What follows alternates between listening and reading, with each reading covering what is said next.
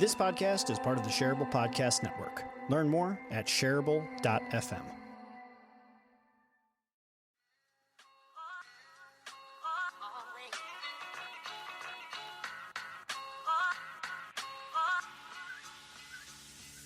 Hello, friend. I'm 𝒏𝒂𝒓𝒏𝒂𝒍, and this is my podcast, Shareable.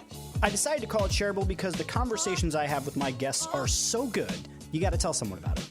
Shareable is a variety show of sorts where we talk about culture, relationships, leadership, dating, business, comics, marketing, art, sales, and more. Wherever the conversation takes us, one thing is for sure. This podcast is shareable. Welcome back to Shareable. Today, I have a guest calling me from the other side of the world. Here I am in Philadelphia, and calling me from Singapore to have a conversation about empowering women and making the world a better place is Genecia Alloura. Genecia, welcome to Shareable. Thank you for having me on your show, Jeff. My pleasure to have you. So I want to start off by just acknowledging something that I think is really interesting. So you and I have very similar ambitions. I read somewhere you wrote, "I started Soul Rich Women so that women can shortcut their process to success. People often mistake Soul Rich Women as just for a business, but we are also working at what success means to a person." And I love this. And the reason is that I want to help people take the shortcut to becoming a superhero. I also want to help them understand what it is to be a superhero in this world and recognize that they have the power to create this better world. So both you and I have the similarities in that we're both huge fans of process and in the deeper conversation around what success really means or what changing the world really means. And I think to both of us, I'm confident in saying I believe for you it's about more than just money, because in looking at your history, we're going to go through some of that. You chose the name Soul Rich Women for a reason. And I want to know more about that. You're making about more than just money. So talk to me a little about why you chose the name Soul Rich Women. So Soul Rich Woman simply means that every single woman can be owning fully their F word, which is being fabulous, having freedom, and financial independence. So this is a movement where all the women can gather around the world, especially in Southeast Asia, to really rise up and, do things together. We help women to go from offline to online. And I really believe that being rich is just not about the material, but also the, internal as well, so that when your mind, body, and soul is aligned, you can really shine. So business, you go online, and then, it's like, what is that? What is that F word mean to you? Or what is that F word means to you? It could be a better marriage, a happier life, fulfilling your dreams, having more fun. So it's kind of like encompassing the whole spirit of the F word. I absolutely love it. And I also like how I've seen in a lot of your marketing copy and the things you put elsewhere is you talk a lot about this whole owning the F word. And I love it because you're kind of subverting the expectations and making people think something different. And then you're doing the pivot to say fabulous, freedom, financial independence. And I absolutely love what you're doing there. So I want to do a couple things to kind of start us off to give the context for everyone. Before we go too deeply into anything about your story, about what you're working on, any of that, can you just give a very brief overview of what is Soul Rich Woman right now? What does the business look like? What's the size of the network? What's the type of impact you're trying to make, the different services? Just a real kind of high level so that people know what we're talking about. So basically, Soul Rich Women help women to go from offline to online. We are in Southeast Asia. We have 200,000 members in our network in the region. And what we do is we focus on two areas, is to get clients online and as well to get recognition online. So either in your personal recognition or your business recognition. Essentially, that's what we do in a nutshell, which is to help women to go from offline to online. Excellent. And I know a lot of that has to do with both marketing and branding and sales, but also a lot to do with kind of what your processes and technologies are. So that's the kind of day-to-day what you're working on. I want to back out a little bit before we get into your journey of how we got here. And I want to talk to you a little bit about what your big vision is in the world. So if I could give you a magic wand right now and you could wave it and create the ideal world. Now, maybe you can't, make everyone live forever and, have an abundant source of food, but kind of working with the natural conditions of the world. If you could change the system around and build your ideal world, what would it look like? What's the thing you're out to try and change with the work that you're doing? And if you were to be as successful as is possible in the work that you're doing, what would the world look like after that? Well, we women will not be just about competition. We will be about collaboration. In Chinese, it's called woman. It actually means women, WOMEN. But in Chinese, it's called woman. It means us, which means togetherness.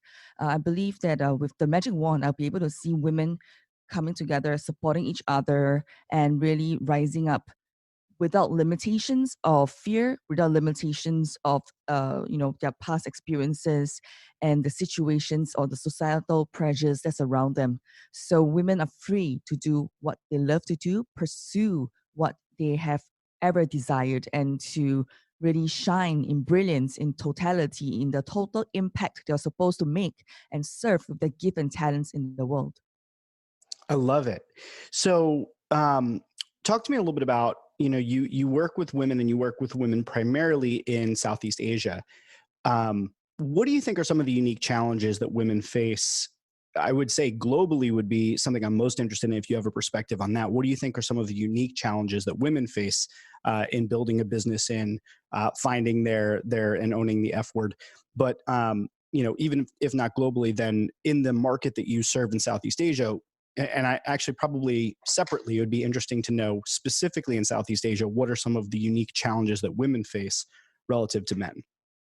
So the unique challenges first would be culture. Here in Southeast Asia, we are formed by many different countries, so culturally we're quite different.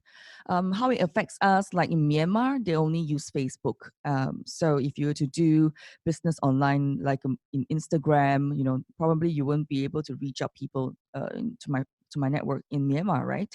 So also like in Malaysia, they do a lot of like online stuff, but they still do business primarily through WhatsApp, and they still like to do bank transfers.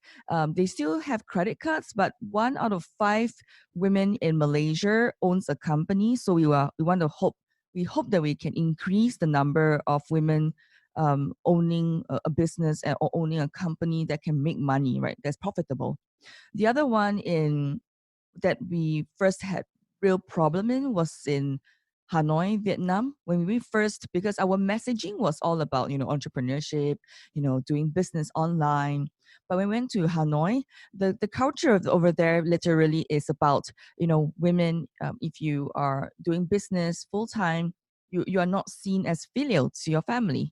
So the stigma of, knowing that if you were to step out of your job role, because typically you're asked to like, study and then get a job and then find a husband and then have kids. So this pathway is still in the societal pressure. So when we are there in Hanoi, so we had to tweak the messaging to 3 to 4 hours a week. You need to really do a side hustle. Are you getting more confident, have a voice, so that you can get out from the kitchen and look at how you can arrange your time better to do the business online. Like in Philippines, the market is quite different. Philippines is fertile ground for female entrepreneurship, but because of the knowledge about going online, a lot of them, they brought products from overseas and then they put on those marketplace platforms, and then they said, everybody's selling the same thing.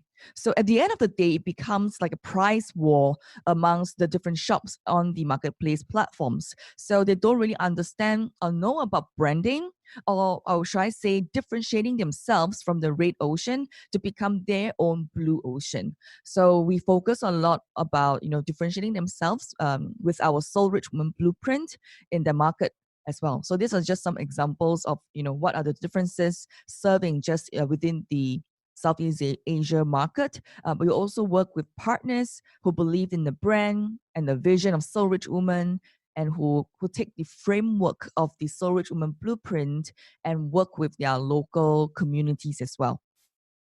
So most of my experience, in fact, I would say almost all of my experience in business has been in the United States. I've done some international speaking, and I have some friends and also have had some clients internationally. So I don't know as much about how business is conducted outside of the United States. So I'd like a little bit of insight into what it's like to start a business in Asia. My perception of it would be that it would be very difficult because in America, we get this kind of, this is the land of the free and the home for entrepreneurs and things like that. But I don't think that's necessarily true. It sounds to me from the work that you're doing and the stories that you have on your website, even, that entrepreneurship is thriving throughout the world. So can you talk to me a little bit about, you alluded to some of the kind of cultural challenges. I'm worried about I'm concerned and interested to learn about some of the structural sort of, whether it's how you get licensing or government or the different things that you need to do to actually establish a business entity, taxes, things like that. What's that look like in Southeast Asia? Well, so like for Singapore, it's pretty easy. I mean, as long as you find a corporate services company who can do a great job for you, like how much do you need to do your startup capital, and then how long do you need to start a company, what kind of things you need to put in, and then of course every year you have to calculate your revenue, and then you have to see whether you need to pay tax or not. So it's a very structured process, especially in Singapore. When I was doing business in Indonesia, like I run a cafe retail chain, Indonesia is, we need to find people, local partners. You need to have a partner who is there and who has a company and who is willing to, you need to give up the shares. I think depending on the arrangement between you and your partner, you need to give up part of the equity to the other partner. So really, really depends on which country, and just by country, there's also different cities as well. Like between Jakarta versus Surabaya versus anywhere else in Indonesia, for example, is also quite different. In Malaysia, it's also pretty much the same. Sometimes processes take a little bit longer, and everybody loves holidays. So especially times when holidays are involved, starting a company would be like if you have to go through all the licensing, it would be a little bit tough. But overall, Southeast Asia is definitely thriving because we have, I think, the structural inputs from the various sources. Like for example, the government, like in Singapore, they are pushing for entrepreneurship. So they will have fundings involved. They will have like places where you can source for your startup capital, things like that, to really help the younger generation to really rise up in terms of this, structural effects. At the end of the day, you still need someone to guide you through the processes. I didn't start or succeed on the first try. I would say that we had our, bumpy road, but by going local in that country itself, I would say different parts of Southeast Asia between Singapore, Malaysia, Indonesia, Vietnam, Thailand, Philippines, Myanmar, and Cambodia, all the rules are different. So doesn't mean that one size will fit all. So it's always best not just to check with a website or go online and do the research, but you definitely need to know somebody on the local ground to ask exactly the process, or sometimes whatever that has been said that is the process may not be what it is. So it's always good to know someone who's really professional and really knowledgeable and trustworthy is the key. I love it. So I want to back up and go a little bit into your story, because I think for anyone who's been listening to this little introduction of us kind of getting to know one another and talking a little bit about your vision and what you've accomplished and everything, it might sound like, oh, well, you've been doing this for your entire life. And obviously you have a background in this, et cetera. But I think it's an interesting time to introduce your background. So starting from, you've been working since you were 14 years old. You've had an eclectic past. Can you talk a little bit about, the kind of quick intro of what your background has been? Because I think people will find it surprising who don't already know who you are. I think first and foremost, eclectic is an interesting word to use. I think first and foremost, when I did So Rich Woman, I mean, this is now my legacy business. But before this, I was doing a cafe retail chain. I was running a cafe retail chain with my other partners. We started from Singapore, Malaysia, and Indonesia, and almost went into Vietnam. So that's why I understood, when you said, the rules and regulations, the licensing and everything, yeah, we have been through that. So after 4 years running cafe retail chain from scratch, selling franchisees and licenses, is really amazing. 4 years after, we actually exited to a public listed company. But during the time when I was running my cafe retail chain, I was based in Indonesia, and that time, even though I have everything, I have money, I was successful, I have a business, I have a team, everything looks good. But on the inside, I knew that I was empty. I knew I was like not fulfilling my calling. So I knew I had to do women related business. I was related to I was called to help other women. So by doing this, it started and kicked off Soul Rich Woman.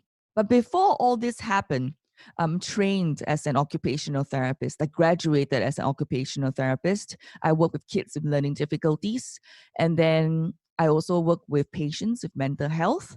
And I also do image consultancy, and I was from Miss Singapore. So all these things kind of added together and allowed me to become who I am. Working at 14 years old has taught me tenacity and grit and to never give up. My mother is one of my biggest pillar of support. And even though I was bullied in school because I was poor, I had no money, there was this incident, there was this group of girls who came up to me and cornered me in a basketball court. And one of the leaders came up and pulled open my shirt, exposing my bra strap and my bra. And she was saying, "Oh, this is the color of the bra? Is this the same bra you're wearing again today?" And I felt devastated. So repeatedly, I was bullied in school over and over again. So that's why my mother was the one that has continuously given me strength, and my big why of why I do what I do, even up till now, that I always tell the women is that if you really have a big why, nothing can stop you, nothing can hold you back. So that's what I am and what I do in a nutshell. I love it. And I want to come back to the Miss Singapore thing in a moment, because you won Miss Singapore twice, right? Yes. Yeah. Okay. So I want to come back to that and how that factors into your story. But it's interesting. I didn't. I'd listened to some of your other interviews before we ever got the chance to chat, and read through a couple different things. I'd never actually heard that part of the story. And what's interesting, I didn't know that you grew up without a lot of money, and that I knew that like you had to support the family, and that's why you worked, younger brother, working from 14 and all of that. But that story about being bullied on the court is interesting, because there you were being made fun of for not having enough money. And yet now here you are, once you found success, after, you've struggled and gone through different iterations of your business, and now you've found financial success, you're still committed to it being about more than just financial success, which is interesting, because a lot of people who grew up without money, when they get a taste of it, that becomes kind of the central thing for them. They hold on to it very tightly, and that becomes what a lot of their work and existence revolves around. But for you, it seems like you have a very healthy relationship to that money. And I'm curious if it's because you never want anyone to feel the way that you felt in that moment. Well, I would say there are three things. First, I think the awareness part came when I started to go through my own journey of self-healing in 2000, and I think 2004. That was when I got started. Someone introduced me to some programs, and then my mind started to open up, and that was when I think healing happened for me. The other one, I think, is my mother. I think my mother has a great influence on me, and my mom is not the typical stay-at-home mom. She will always be out. She's like a community leader, Indian chief, and a pillar of support. I still remember I had an event that I had needed to fill seats. So it was a stadium. And I urgently called my mom and said, "Mom, I need help." She said, "What?" I said, "I need people to come to this event, and we're still missing some people." She said, "How many do you need?"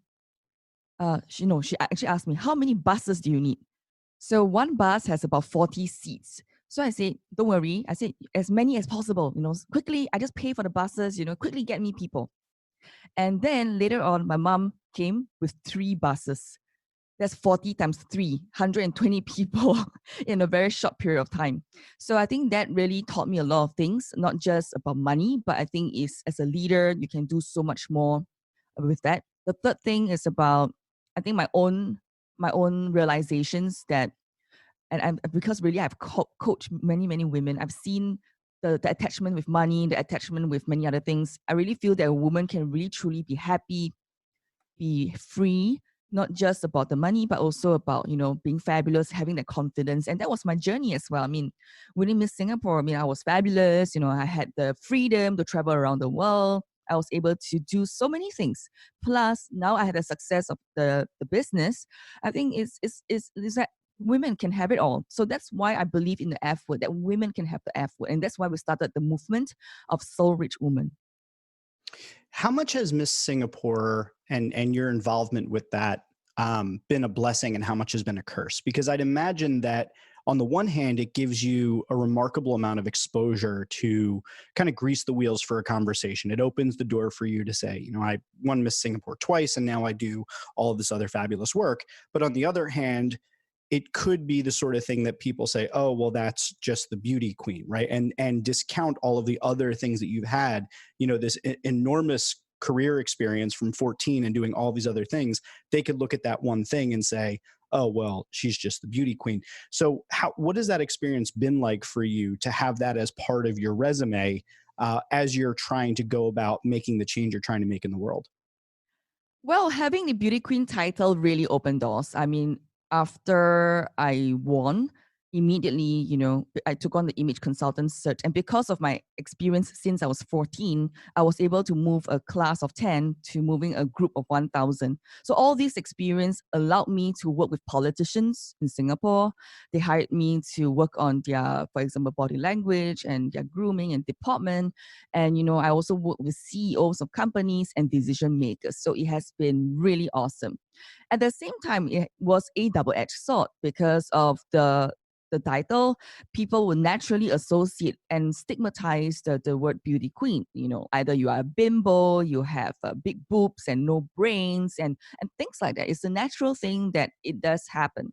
But I believe with the work that we are doing, I mean, I believe in about showing results. So it's all about showing results. So if the more results you can show, and people can see, right? So the people who are naysayers or dream slayers or the gossipers, they can say what they want, but the results will speak louder than words. So that has been my pillar of principle in anything and everything that I do. It is about showing the results. So starting Soul Rich Woman, when we're fully focused in building Soul Rich Women as a women community, women platform, that was also difficult for us at the beginning because women tendency don't trust women who are beautiful, who seem successful or look successful, because there's a judgment of, oh, it's so unattainable, it's so difficult, you are beauty queen because they will give themselves so many reasons. So by having that principle of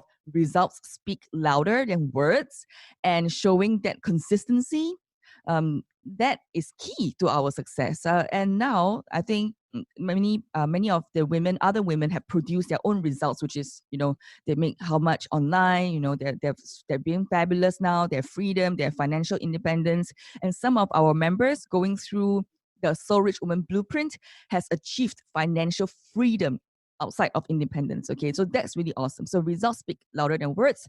But to really, really round it all up, it's all about telling stories.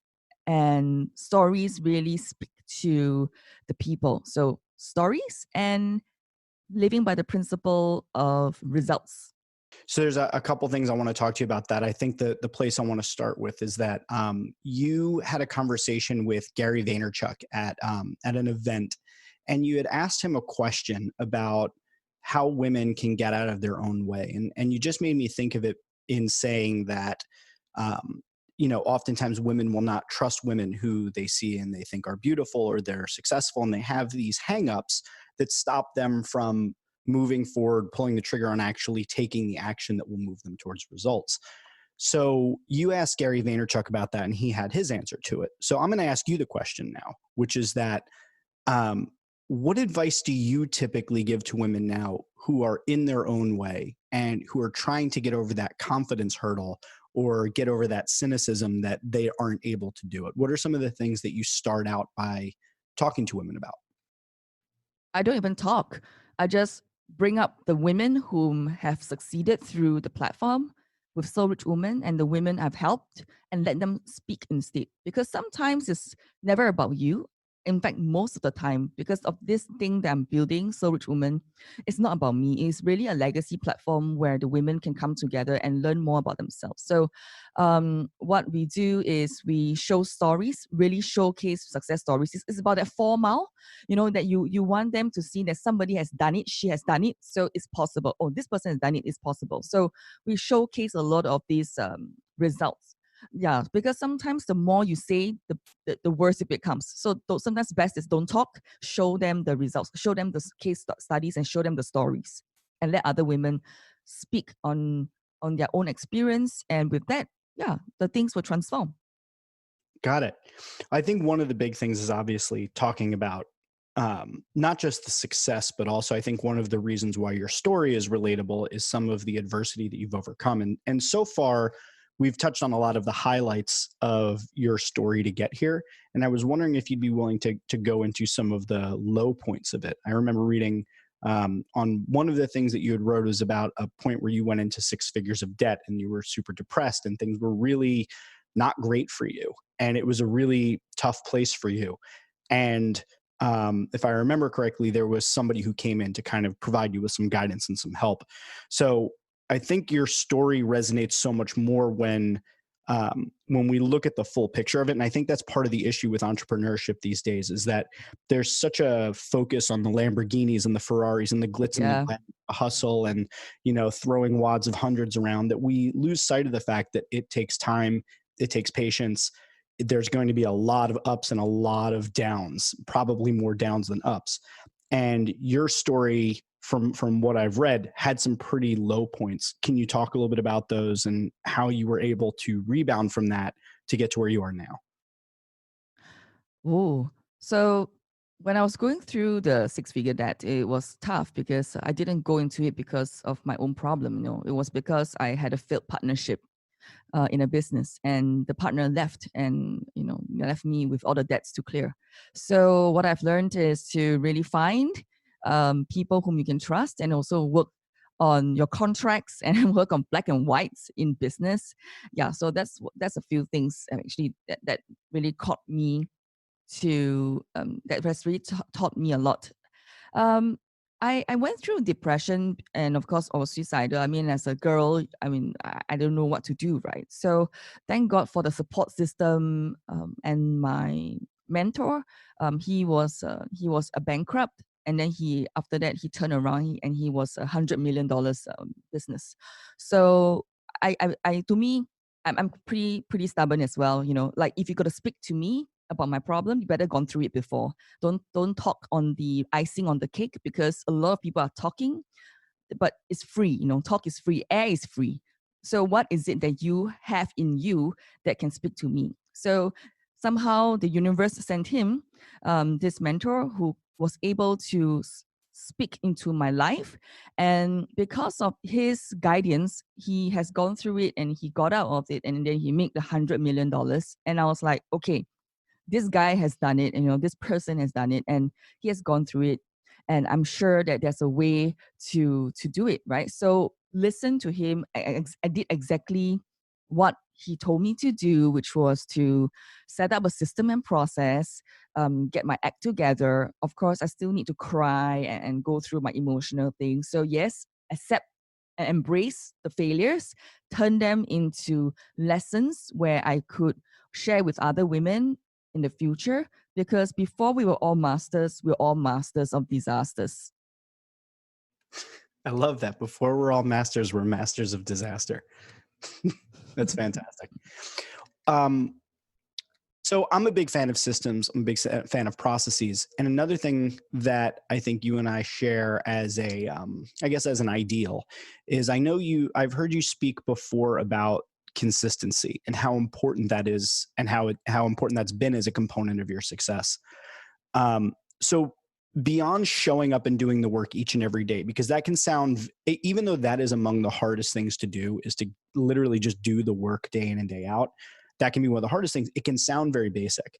So I'm curious, beyond consistency, in addition to consistency, is there anything else that you think has been sort of the secret sauce to your success? So pairing consistency with this has been the secret of Genecia's success.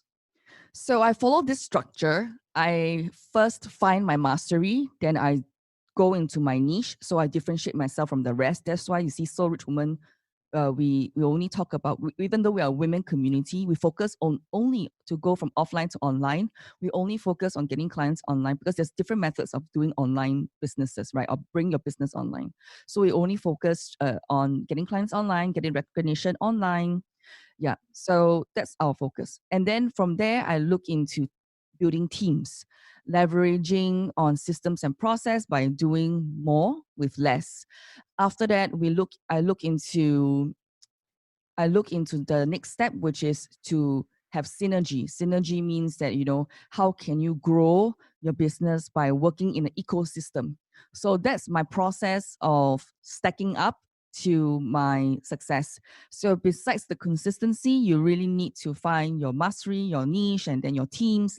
You do have to build your leverage. You need to know how to leverage, and then you go into your synergy.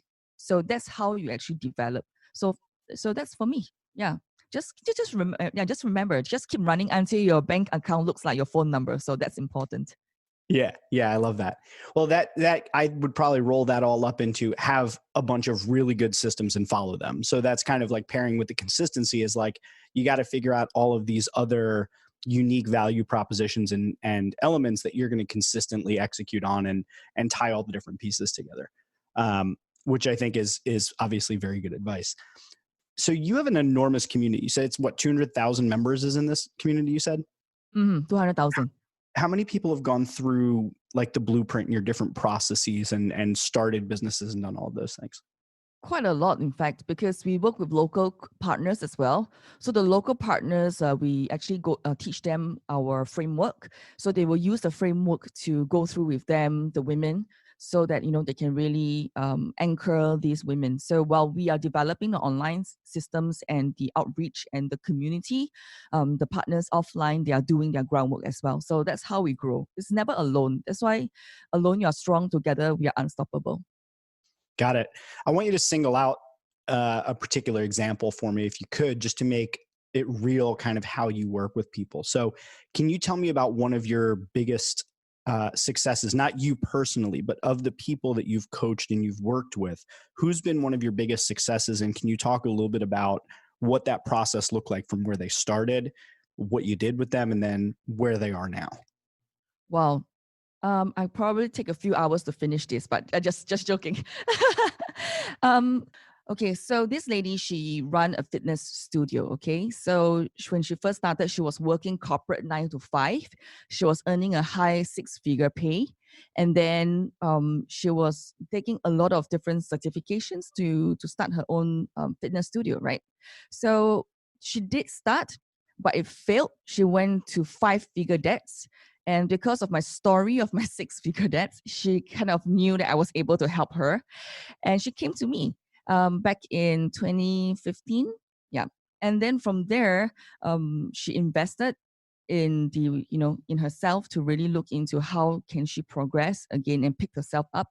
So through the blueprint, we look at for example, we look at her branding, we look at her messaging, and then we look into how she is not seen just as a corporate 9 to 5, but also also a business owner. Today, after 4 years, she has a lot of tremendous result. In 2016, she has only 100 customers taking manual. That means only taking customers in via manual, like those books that you have to write down. Okay, this instructor comes to class, or this student comes from which class. You have to pen them into this notebook. From 100 customers to 2,000 customers in 2018, and then in 2019, she has 7,000 customers. So she has grown tremendously. And recently, she has attained financial freedom without needing to work anymore. She can choose to work, choose not to work, but her entire business is growing. And then she expanded also to Indonesia. So now she's in Singapore and Indonesia. So that's really amazing. So the blueprint itself really can help one to get clients online by really differentiating who you are so that you are not in the red ocean, but in your own blue ocean. And most importantly, own the F word at the same time. So this girl did it all by going through our blueprint.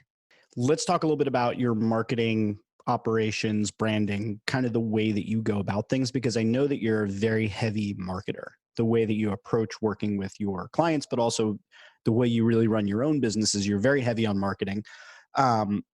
And talking about bringing businesses online, there's a pretty large group of online marketers that are out there that are doing the, Facebook ads, email marketing and email drips, lead generation. And then there's, other methodologies as well. There's, the webinar, there's all of these other different ways in which you can bring in business. And you're talking about bringing a variety of different types of businesses from offline to online, fitness studios, cafes, all different sorts of businesses.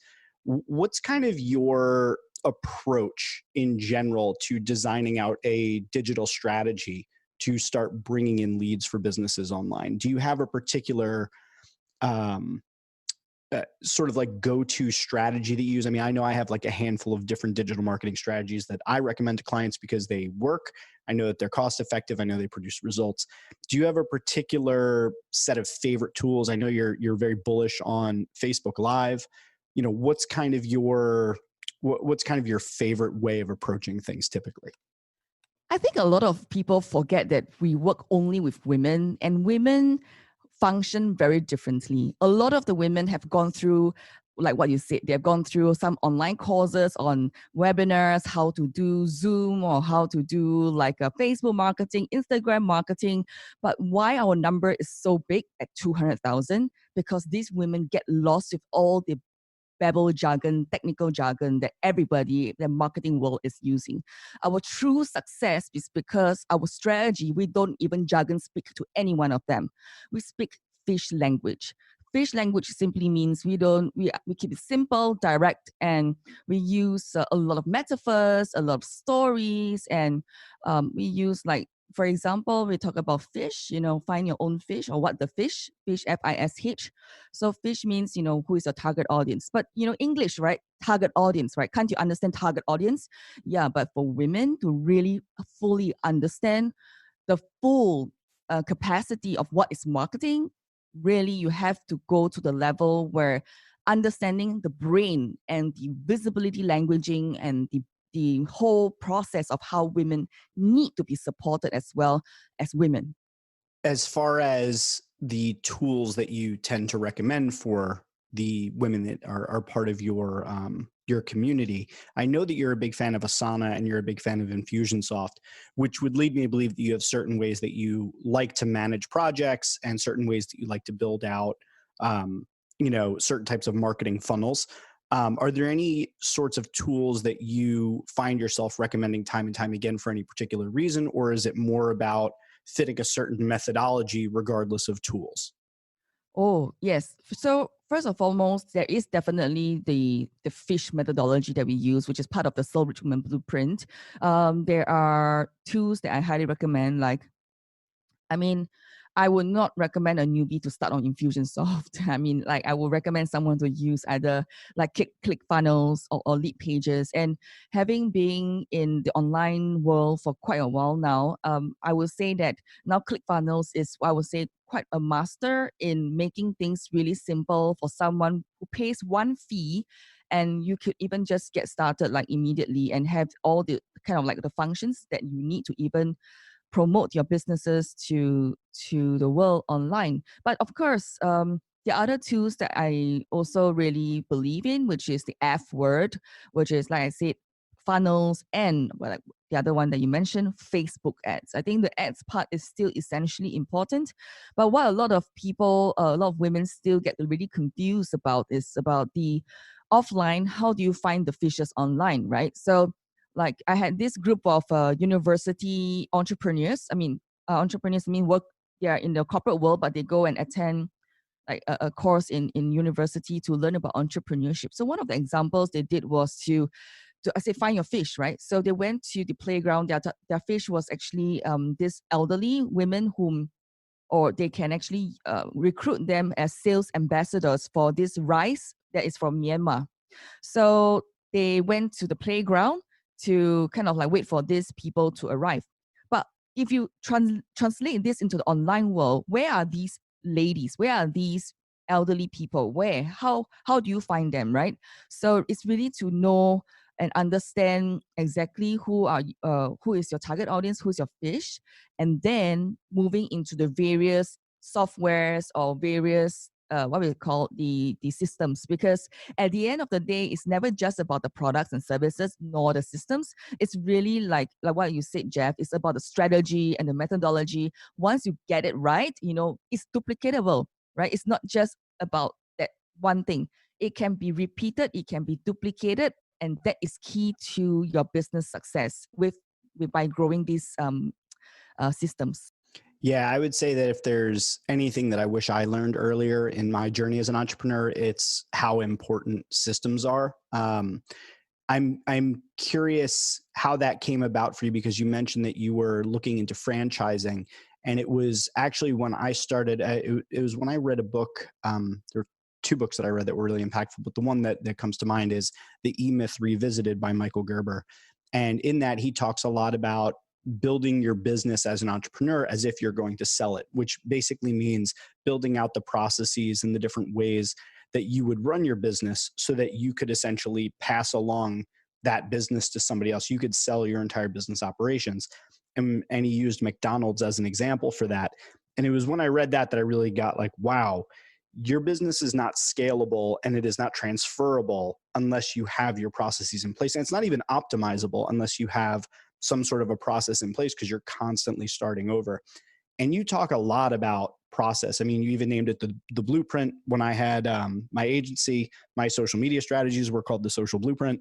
So I'm with you on the lingo for it.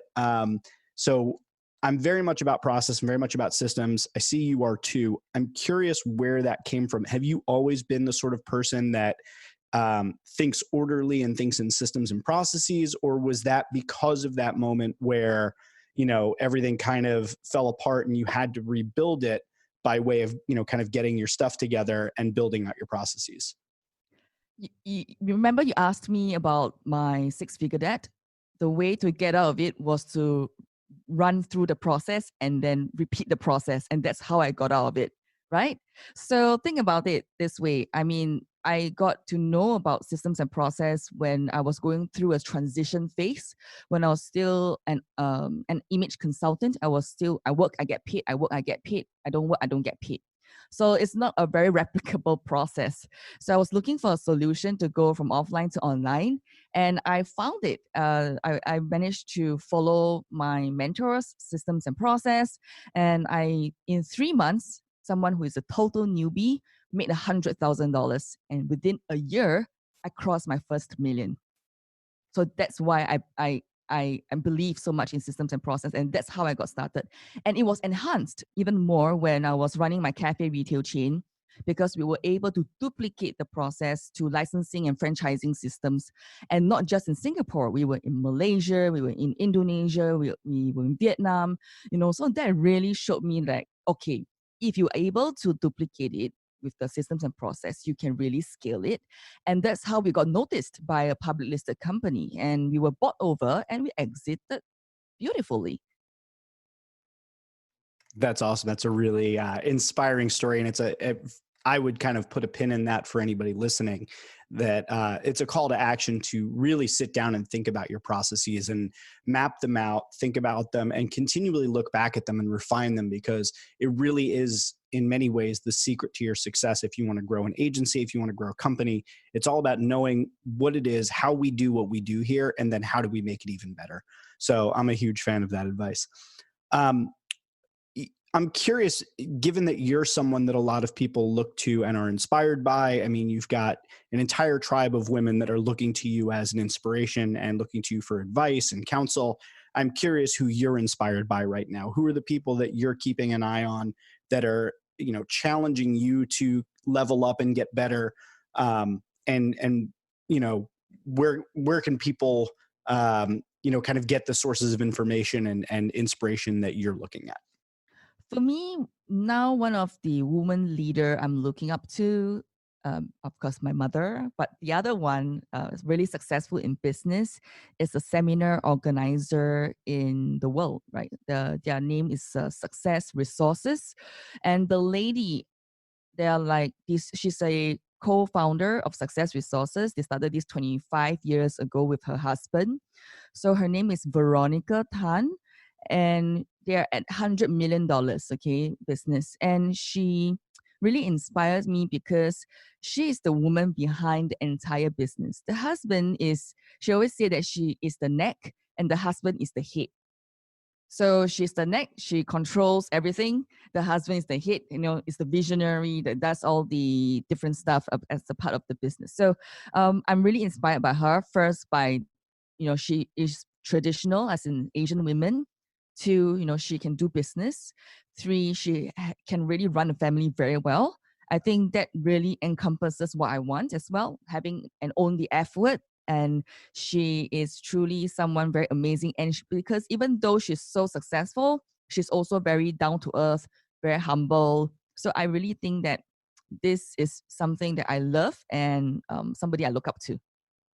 Very, very cool. That's somebody. I'll be sure to check them out. I just did a quick little Google search for, is it successresources.com? They're in Singapore, right? Yeah, so they're a Singapore company, but they organize seminars for like Tony Robbins, 𝑷𝒓𝒐𝒏𝒂𝒕𝒊𝒐𝒏, and stuff like that. So recently I've been signed under them as one of the speakers, and by knowing them at a more personal level, I discovered that, wow, I never knew that she was the one, because she has always been behind the scenes so many years, for the last almost 25 years. And only because of some of like other women who are around her, who encourage her to step up. A woman who runs $100 million business, who is always behind the scenes, you don't need the recognition, but she decided eventually now to step up to say that yes, she really want women to have it all as well. So that was why I really felt that she was not being seen for a long time, but now when she stepped up, I was like, wow, the success is now totally there, like a beacon of light, giving women hope that it's possible as an Asian woman. Do you think there's anything that's standing in the way of women, and I mean, I'd say just everybody, but women particularly, since that's the group that you work with most, that's stopping them from having it all? I mean, outside of, I'm sure you would say that there's the mindset and there's the processes and all the things, but do you think there's anything external, any factors that are concerning for you that stand in the way of more women having it all, having what they want? You mentioned, kind of the culture in Vietnam, for instance, that, if you're working, you're not necessarily seen as feminine by your family. What are some of the things, if there are some things that are external out in the world that you think right now are obstacles that are standing in the way of women being able to have it all? Family support. Sometimes women, we really want to see our family supporting us or giving us that support. And I have many women in the community who are married, but their husbands, they're not very supportive. And sometimes they do not know how to communicate with their wives, perhaps. So that really pull them back. And because when they are stay-at-home moms, or sometimes they love the family a lot, and a lot of us, we put our family first above our business. And if our family were to make a lot of noise or to say things that really pull us back, we will naturally want to just give our business and our dreams up and just go back to where we were before, because then there'll be no noise in the family, because that's where you spend the most time, isn't it? So the big thing, like you said, other than culture, I would say it would be the family support.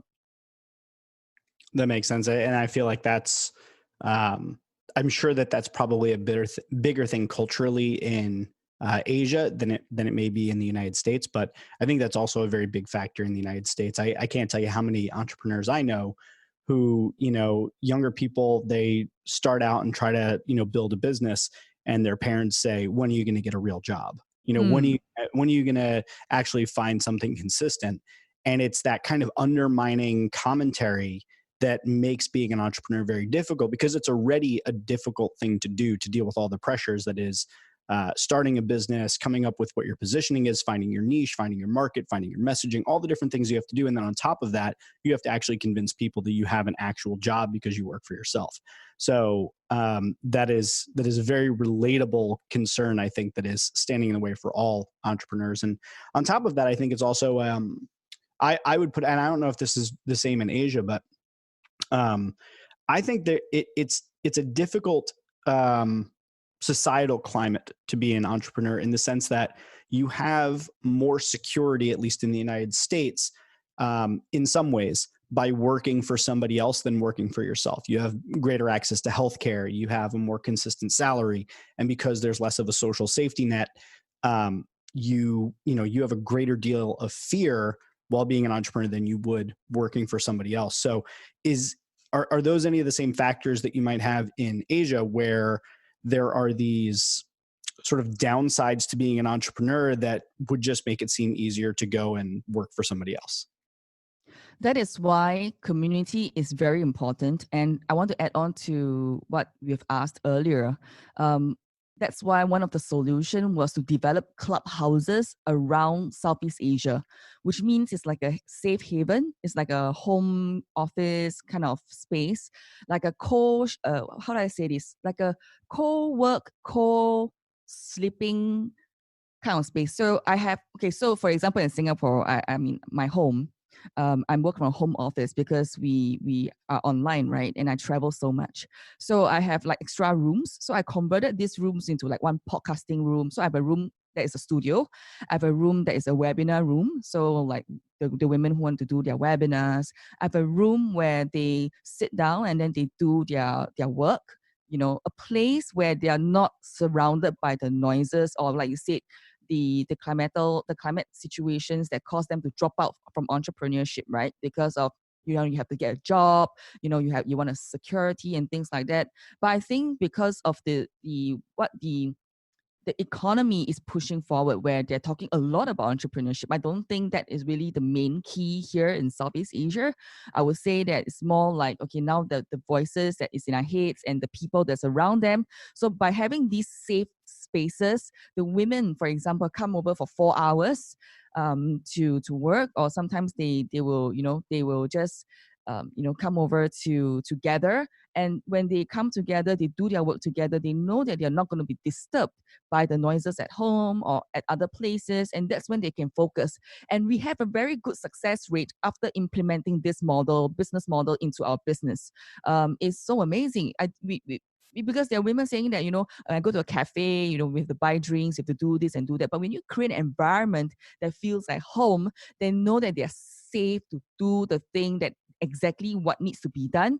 Wow, I tell you, one of the women in our community, in fact, quite a number of them, launched their podcast in 48 hours by just, going to the podcast room, they sit down, they press some buttons, and then they just do it, right? So I can see it happening when women are given that space, the equal opportunity that they can succeed, that they know that there's a people who are giving them the resources to perform in their own dreams, to live their successes. That's when they know that if they succeed, and when they succeed, they too can inspire other women as well. And that is what really truly is what we are doing overall. I love that. And I think that's a really cool kind of feature of what you're working on. I want to ask you about one thing relative to Singapore, though. So my wife's cousin is actually currently living in Singapore. He was living in the United States, and his company moved him over to Singapore, and he's going to be there for like the next 3 or 4 years. So I'm learning a lot more about Singapore, and there's a couple things that I'm hoping you can correct me if I'm wrong on this, but healthcare in Singapore is universal healthcare, and is housing guaranteed, or is it just that I know that homelessness is quote unquote illegal, but that the government makes it so that everyone has the ability to get into a home. Can you talk a little bit about that, and whether or not that factors into any decision? Because it would seem to me that that would make entrepreneurship feel a little bit less risky if you knew that you're going to have healthcare regardless, and that there's a very good chance that you're going to have a roof over your head. Definitely, I would say once you have all these safety features and safety nets in place, the hunger level would definitely be not as high as neighboring countries. Okay, I mean, put it in this way. For Do you mean by hunger? Do you mean like actual hunger for food, or do you mean like the hunger to succeed? the hunger to succeed. I mean, there are people who are hungry to succeed, but comparing to neighboring countries, I think, yes, we have the financial capacity, we have the things that we want to do. Sometimes because of the comfort zones that we are in, we have a house, we have like healthcare benefits, for example. Yeah, you know, it does I mean, it does affect to a certain extent, but we as Singaporeans, we don't really own like so-called the rights to we will have a home or we will have healthcare benefits. I also want to put that in because you have to save your money to buy a home. But what we do what the government do for Singaporeans are that they give us grants to pay what we call assisted funds to pay for our housing, so that almost every Singaporean will have a roof over the head, right? For healthcare, as a Singaporean, you will have subsidies when you go for healthcare. And it really does help, right? Because cost is rising, cost of living is definitely rising. So yeah. Yeah, that seems like such a dream in so many ways. I mean, I'm sure that there's obviously downsides everywhere, but having access to healthcare and healthcare subsidies that make it affordable for anybody, and making sure there's a roof over your head, it's got to be a really nice thing. So I'd imagine that's it's kind of a nice benefit of it. So pivoting, like, kind of hard pivot from that, there's a couple things I wanted to ask you about that. I don't know where it fits in the conversation, but it's a uniquely it's an experience I think you're uniquely positioned to comment on. So by pretty much every way of looking at it, you would be considered an influencer, just by the size of your network, the number of people that you directly connect with and influence, the size of your social followings and email lists and things like that. You would be pretty much considered by most to be an influencer at some level or another.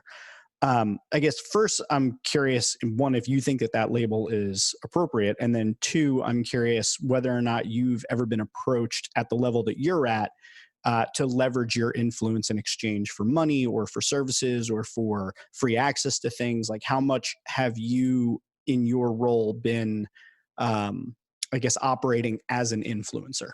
First of all, I don't really think I'm an influencer because I mean, a lot of societal perception of influencers are just, maybe writing blogs and writing social media, and then that's about it. And then most of them don't really run a business; they just run themselves. So I think not really that correct, not that apt. But I think yes, I am an influencer in the space where we talk about women, advocacy for women empowerment, advocacy for women to own the F word. I think that if you put it into context, it would be definitely more appropriate. Of course, there are incidents where people come to us, they want to exchange database or they want to promote their services. Like I said, does it benefit my community? I have got people who are so-called business owners themselves, or they come to us and then they wanted to sell their courses, and they said, why don't you become my affiliate, right? And then if you sell my sales course, and then you will get a percentage of it. So this person was actually pretty famous as well, and then he came to me, and then I'm like, in my heart, I'm asking myself, really? I mean, I become an affiliate, I sell the course to the women, but does it really serve the women? So I asked him, I said, so how will your program help my women? And he said, yeah, it will help them in their sales. So I realized one thing. People like to, when you talk about JV or affiliates, I mean, for whatever the matter of exchange of business, what is the value do you put on the table? Have you ever thought for the other person? Besides then saying that the course will benefit the person or your products or services will benefit the community, but what really does it value add to the entire vision, then the mission, and then the values of the ecosystem?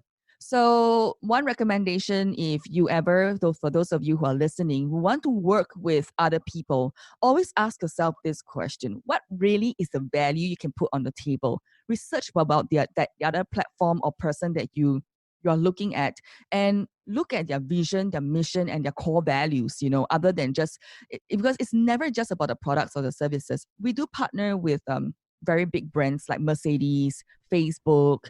We also partner with Lazada. Upcoming, we are partnering with Circles Life, Sennheiser, and etc. So all these brands work with us because they value add to the community by helping them grow from offline to online, by helping them grow by becoming more empowered in terms of looking at lifestyle, looking at how they can achieve the F word by being more confident. So all these things need to be added together. So do consider that when you're working with people. What is your kind of current take on the state of influencer marketing, or, how influence factors into marketing in 2019 and beyond?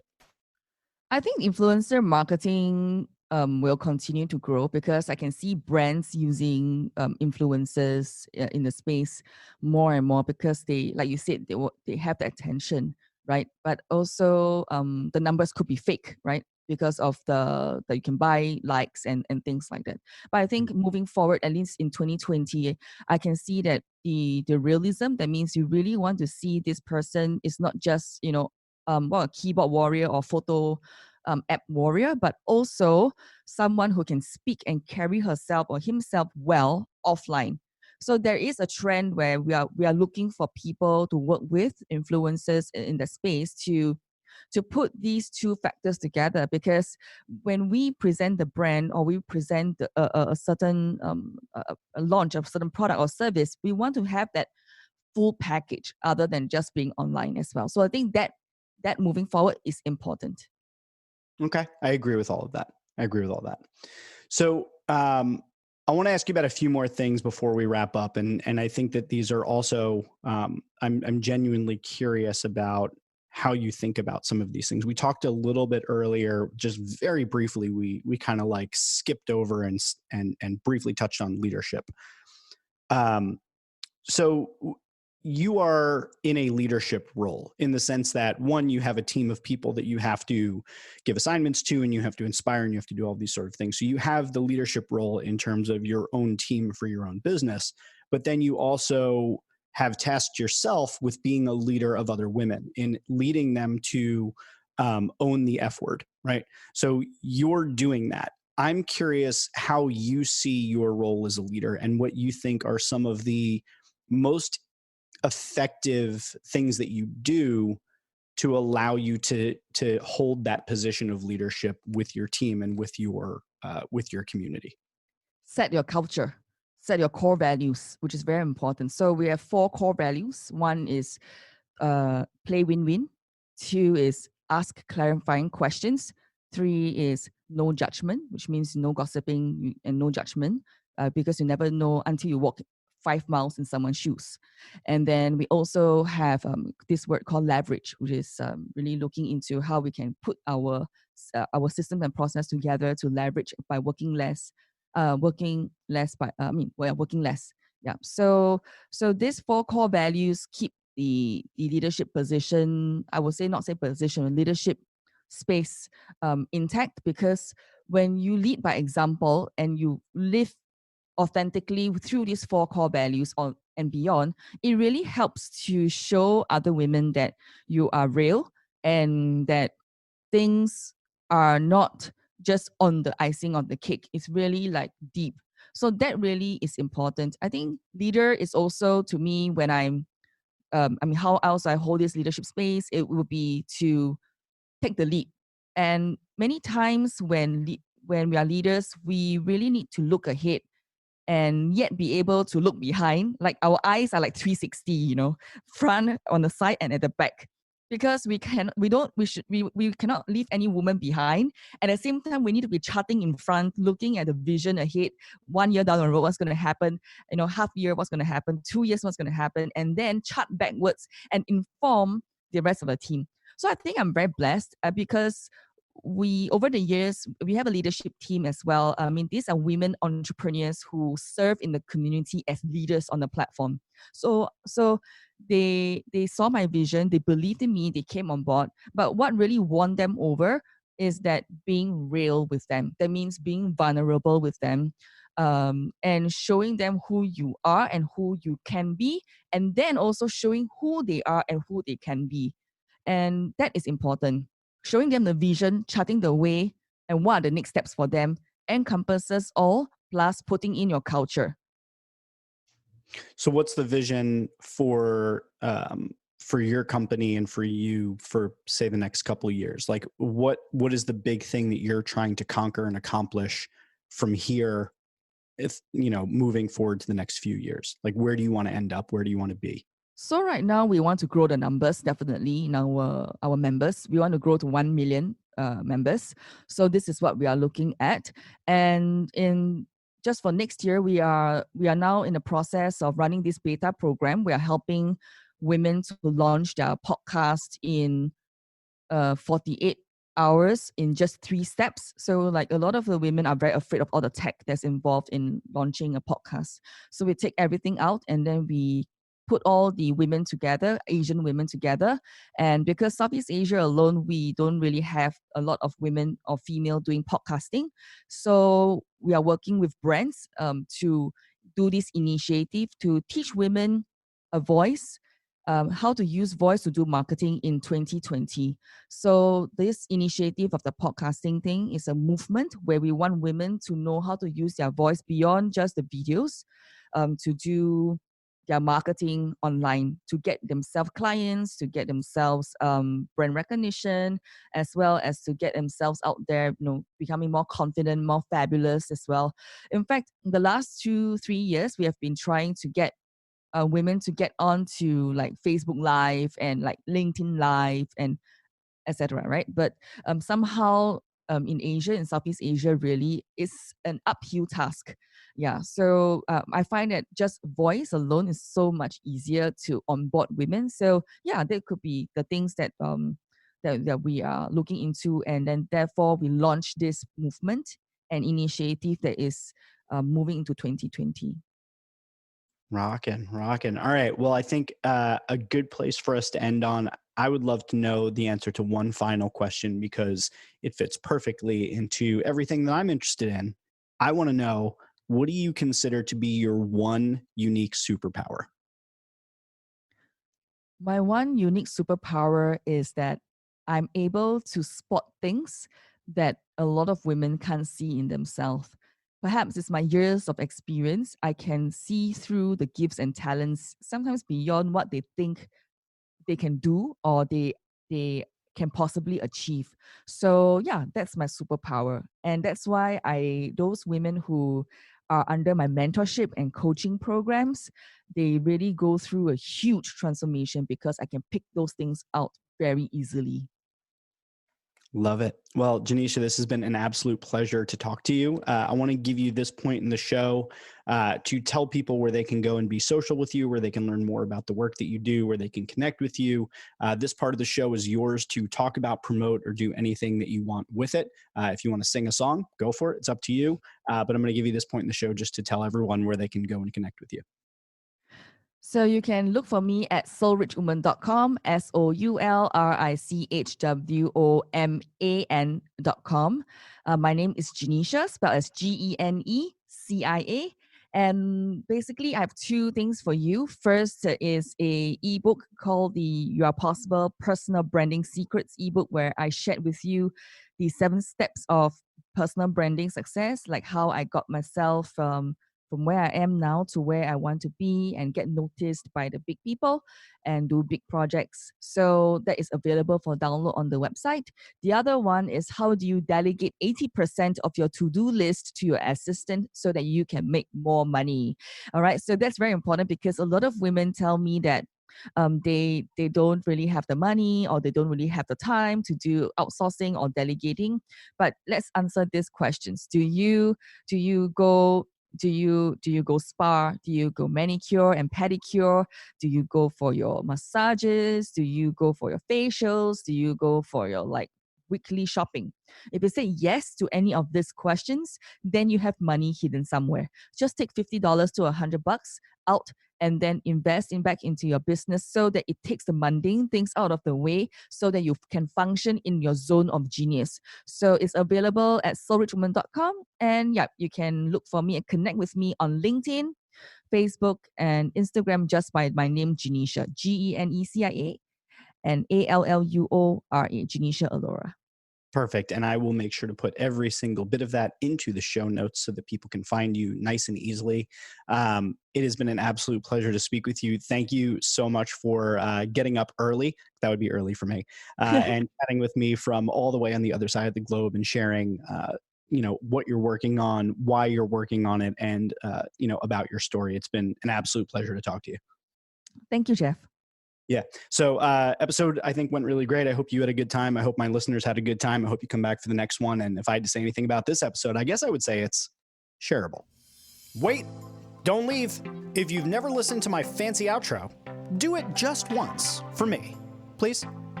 Okay, if you enjoy Shareable and you find it valuable, there's a few ways that you can support the show. One, you can share it on social media, which I strongly encourage. I mean, it's literally the name of the show, Shareable. Two, you can review it on iTunes, Stitcher, or wherever you get your podcasts. And if you're an Overcast user, as many of my listeners are, make sure to click that star button on the episodes that you like. The third way that you could support the show is by blogging about it or discussing it on your own podcast, or even by making a YouTube video where you talk about one of the episodes. And then the final way that you can support the show is by supporting it directly on Patreon. You can find the link in the show notes. Now, before I let you go, I want to tell you about one other thing, shareable.fm, where this podcast is hosted. Do you have a podcast or know someone that has a podcast that you think is particularly, shareable? Well, send them to shareable.fm to apply to be on the network.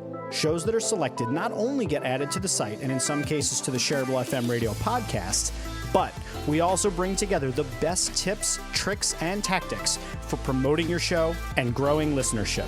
And for our headliner and feature shows, we provide fully outsourced social advertising support. So leave the promotion to us, okay? So give it a look, and if you want to find some new and interesting shows, or if you just want additional exposure for your own show or know someone who would benefit, please let them know about it. Thank you for tuning in to another episode of Shareable. I sincerely appreciate it, and this show would mean absolutely nothing without you, the listener. So thank you, and I hope to see you back for the next one. Goodbye for now.